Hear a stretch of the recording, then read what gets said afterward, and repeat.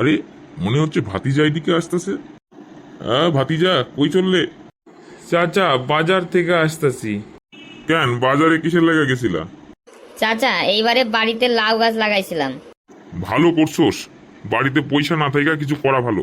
তো গাছে একটা বড় লাউ ধরছিল। তো কি হয়েছে, বড় লাউ ধরবো না তো ছোট লাউ ধরবো? তুই আমার ভাতিজা না? লাউডারে বিক্রির জন্য বাজারে নিয়ে গেলাম। ভালো করছোস। অত বড় লাউ খাওয়া সম্ভব নাকি? বাজারে এক পুলিশ লাউয়ের দাম জিজ্ঞাসা করলো।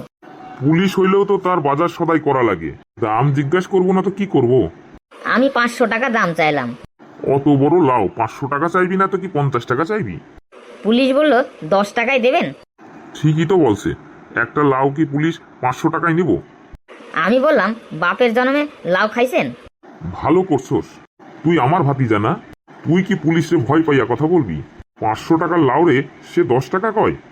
এরপরে পুলিশ আমার কান ধইরা মইলা দিয়েছে। ভালো করছে।